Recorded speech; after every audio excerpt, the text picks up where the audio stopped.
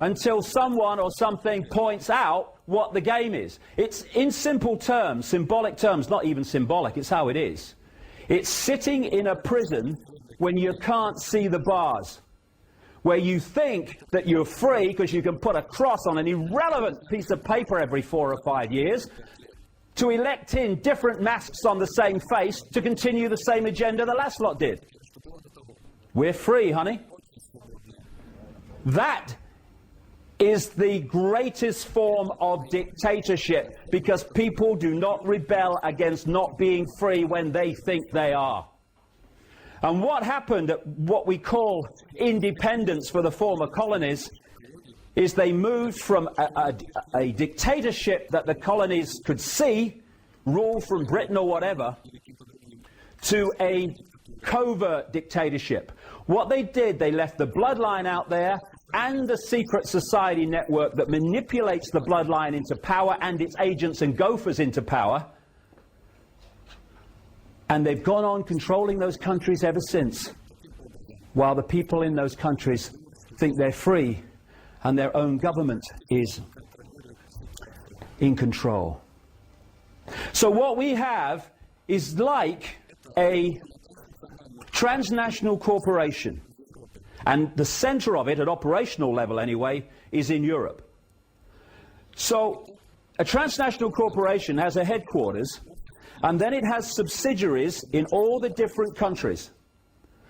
The headquarters dictates the policy which the subsidiaries then have to introduce and carry out. That's how this works. And that's how they are able to introduce the same changes, the same Orwellian transformation in countries all over the world at the same time. Because these subsidiary networks of secret societies and semi-secret groups and other groups that interface between that and the public society, their role is to get control of their country's political system, economic system, media ownership system, and therefore move that country in line with the centrally dictated agenda. Now, this is what I wanted to talk about at this election. Not just, although it's important, DNA databases and surveillance cameras. That is one important, yes, but it's an expression of this agenda. It's not it.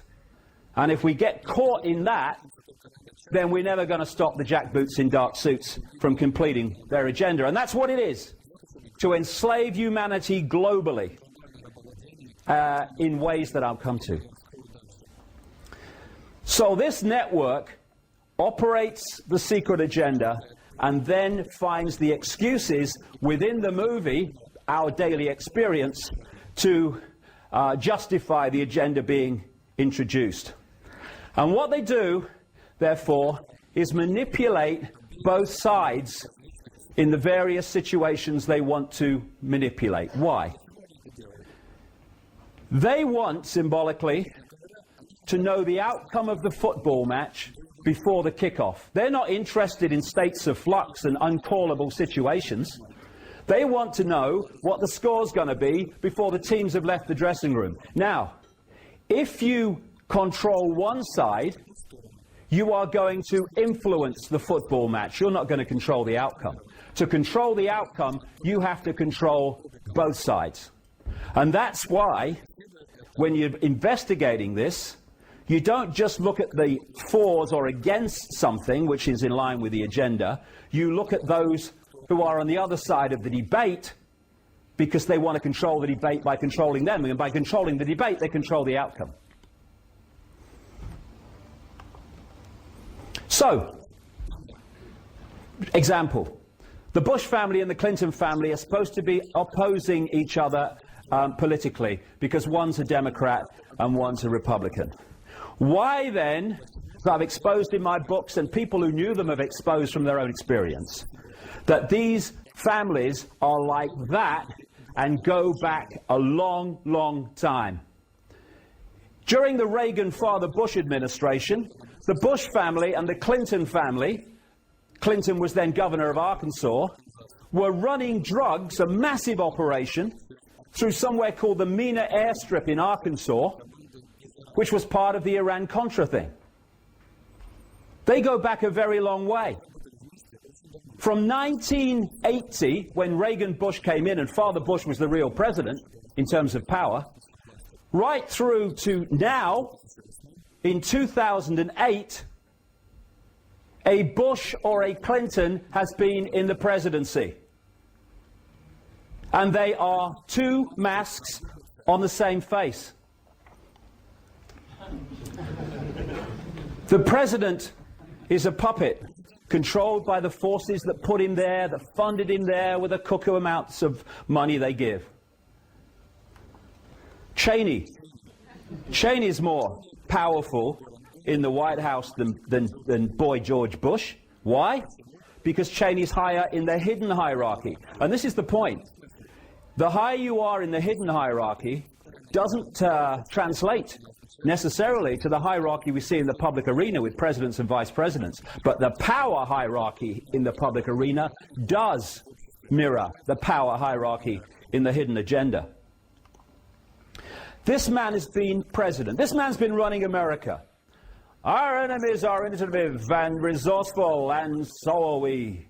They never stop thinking about new ways to harm our country and our people, and neither do we.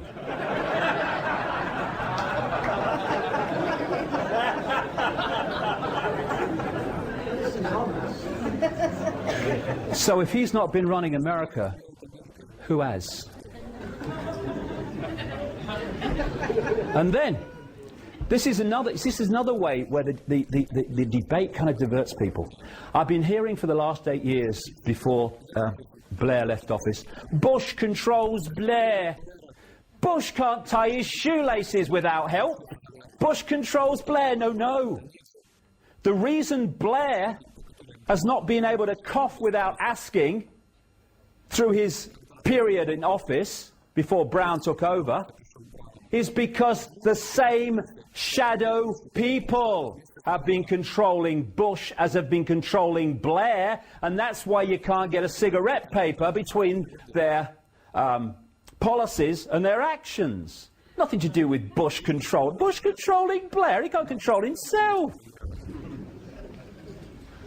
And now, Hillary Clinton, John McCain, Barack Obama stands for change you can believe in.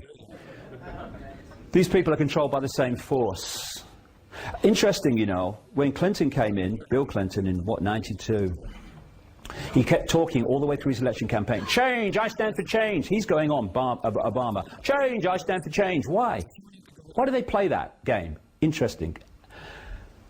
Because of the way the system stitches up people, denies them choice, denies them equilibrium, happiness, and all these things, and what they desire. At any point in time, the vast majority of people are not happy with their status quo. So anyone who comes along and says, I stand for change, oh yeah, anything's better than this, yes mate, change. Very powerful because of that situation. Now, Barack Obama, his main man, and it's not just in this election, it goes back a long time, is a guy called Zbigniew Brzezinski. Brzezinski was the national security advisor in the Carter administration, and he went public in the last year, 18 months or so, admitting that he, in that position, worked to manipulate the Soviet Union to invade Afghanistan because he wanted to weaken the superpower, and in his words to the effect of, I wanted to create for them their Vietnam. It didn't matter that he did that, except that that invasion cost 1 million Afghan lives. Matters nothing to these people. They don't have empathy with the consequences of their actions for others like we have empathy. Empathy is a fail-safe mechanism for human behavior. Take it away and there are no limits. And as a result of that invasion, he and those that followed him in the Reagan-Bush administration and British military organizations too, trained tens of thousands of people in Pakistan, where the intelligence agency, the ISI, is the CIA Pakistan branch, to fight the invasion and resist it, to cause the Russians as much problem as possible. They are the people they're now saying we have to take our freedoms away to stop them harming us. The people they trained, not just in Pakistan, but also in America.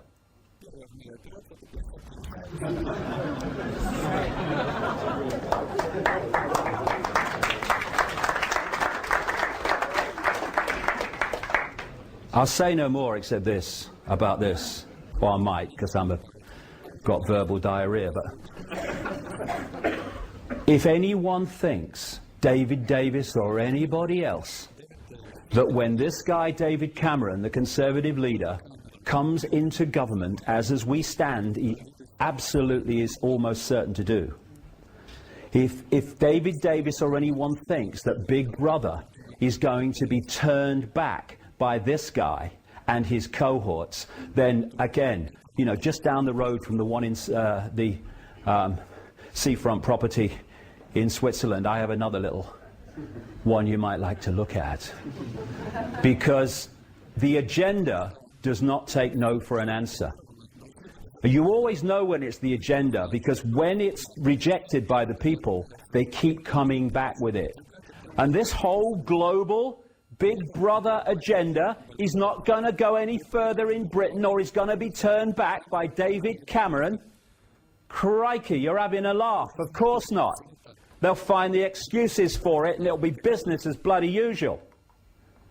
This is very true, I find. Politics may not be the oldest profession, but the results are the same.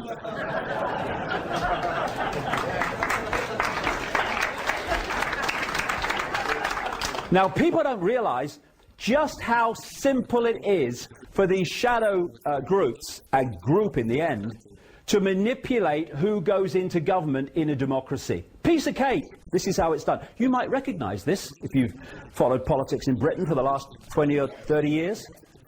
Most countries have one or two parties, sometimes one, South Africa, but mostly two parties that have any chance of forming a government.